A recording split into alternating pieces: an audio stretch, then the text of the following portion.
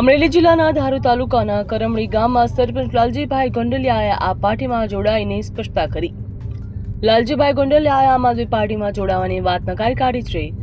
તેમજ ગામના સરપંચ લાલજીભાઈ ગોંડલિયાએ આમ આદમી પાર્ટીમાં જોડાવા અંગે ચાલી રહેલી અફવા ઉપર સ્પષ્ટતા કરી.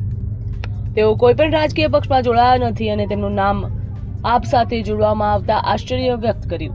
સરપંચ ગોંડલિયાએ વધુમાં જણાવ્યું કે તેમણે આમ આદમી પાર્ટીના કોઈપણ કાર્યક્રમમાં હાજરી આપી નથી, કોઈને રૂબરૂ મળ્યા નથી.